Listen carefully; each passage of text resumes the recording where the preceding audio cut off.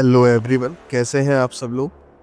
तो इस वीडियो में हम बात करेंगे कि सीरिया में जो वॉर चल रहा है उसके पीछे क्या क्या रीजंस हैं और उसकी शुरुआत कहाँ से हुई है।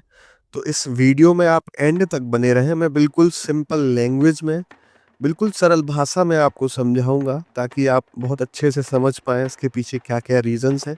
प्लीज़ इस वीडियो को लाइक करना ना भूलें और इस चैनल को सब्सक्राइब करें अगर आपको मेरा कंटेंट यूज़फुल लगता है तो चलिए शुरू करते हैं।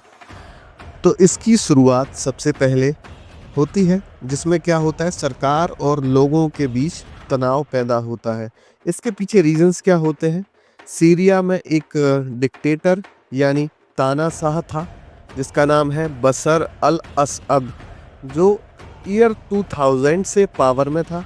सीरिया के लोग डेमोक्रेसी और अपने अधिकारों की डिमांड कर रहे थे, लेकिन गवर्नमेंट उनकी बात नहीं सुन रही थी। लोगों के शांति से किए गए प्रोटेस्ट को दबाने के लिए गवर्नमेंट ने वायलेंस का इस्तेमाल किया, जिससे उन लोगों में और ज़्यादा तनाव पैदा हो गया।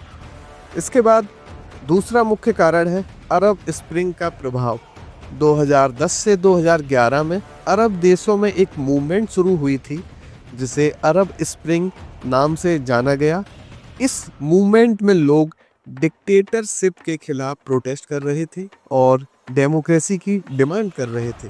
सीरिया में भी इस मूवमेंट का प्रभाव पड़ा, लेकिन यहाँ प्रोटेस्ट एक सिविल वॉर में बदल गया। और तीसरा रीज़न है अलग अलग संप्रदायों के बीच तनाव।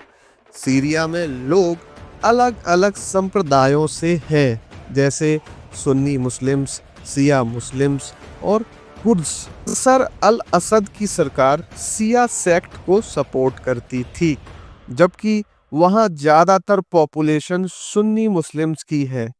इस वजह से रिलीजियस और पॉलिटिकल तनाव वहाँ बढ़ गया। था कारण है टेररिस्ट ग्रुप्स का उत्थान। जंग के दौरान सीरिया में कई टेररिस्ट ग्रुप्स जैसे ISIS, इस्लामिक स्टेट का उदय हुआ। ये ग्रुप्स अपने रूल स्टेब्लिश करना चाहते थे और वायलेंस फैलाने लगे। ISIS के कारण सीरिया और ज़्यादा अनसेफ हो गया। पांचवा कारण है बाहर के देशों का हस्तक्षेप यानी फॉरेन इंटरवेंशन।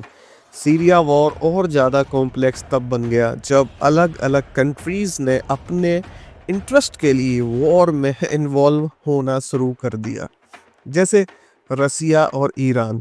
रसिया और ईरान असद गवर्नमेंट को सपोर्ट करते हैं और वहीं USA और यूरोप रेबल्स जो असद के खिलाफ लड़ रहे हैं उनको सपोर्ट करते हैं।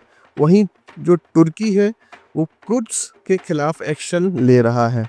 इसमें और भी कई रीजंस हैं, जैसे मिडिल ईस्ट जिसमें सीरिया भी है, ऑयल और नेचुरल रिसोर्सेज के लिए फेमस है।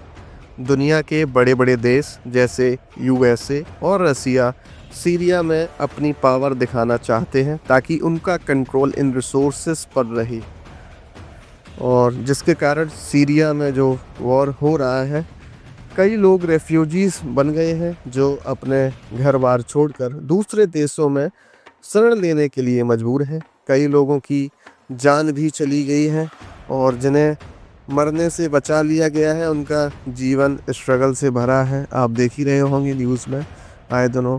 स्कूल्स, हॉस्पिटल्स और सिटीज़ डिस्ट्रॉय हो गई हैं, जो लाइफ और डेवलपमेंट को बहुत पीछे ले गया है। सीरिया वॉर के पीछे सरकार और लोगों के बीच तनाव, सांप्रदायिक फ़र्क, अरब स्प्रिंग का प्रभाव, टेररिस्ट ग्रुप्स और फॉरेन कंट्रीज़ का इंटरफेरेंस सबसे बड़ा कारण है।